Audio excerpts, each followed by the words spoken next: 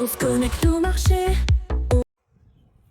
Bon alors, on est en mai maintenant, hein. C'est le 2 mai, hein, quoi. Hier c'était le 2 mai, alors aujourd'hui on est le 3 mai. Et c'est vrai que pour l'instant le sell in May à Go Away, ça n'a pas vraiment marché. On a vu que les marchés se sont mis à s'envoler, hein. Hier on les futurs, on était à plus 2,33 sur le CAC 40, les US partaient en forte hausse. Et je rappelle en plus que les US étaient ouvertes le jeudi, le 1er mai, donc ça fait 2 jours de hausse, hein, aux US. Et on voit que malgré tous les analyses qui sont là super négatifs, pour l'instant ça leur donne tort, hein. Ils sont négatifs depuis un bout de temps maintenant et pour l'instant ça leur donne pas raison. Et la réalité en fait c'est ce qu'il y a sur votre compte, hein. C'est ça le truc. Ça veut dire que ils ont beau vous dire que ça va être la récession et tout, le problème c'est que si elle n'arrive pas en fait, moi pour faire simple, hein, moi il me semble qu'à l'époque il y avait l'inflation.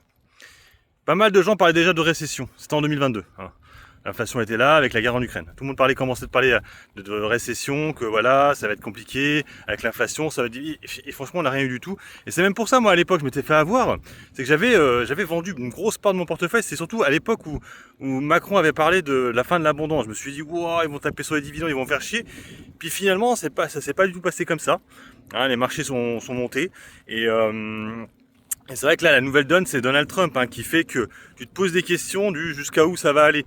Hein, l'escalade, bon, pour l'instant, ça s'est un peu arrêté là, l'escalade. On n'est plus trop dans l'escalade, on est plutôt sur de la négociation avec la Chine et l'Europe. Vous avez vu que l'Europe a aussi négocié avec les États-Unis. Donc c'est vrai que c'est plutôt une bonne nouvelle, hein, j'ai envie de vous dire, pour les marchés. On pourrait aussi avoir peut-être des fins de tension avec l'Ukraine et la Russie. Bon, là, je crois qu'il y a eu un cessez-le-feu de quelques jours.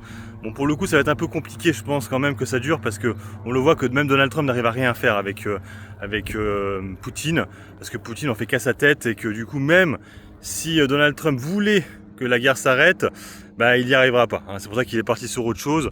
Et à chaque fois, là, vous voyez, il parle plus avec Zelensky qu'à Poutine, hein. On a vu que là, la dernière fois, là, quand il y a eu le décès du pape, là, il y a eu une rencontre entre Zelensky de nouveau et Trump, hein.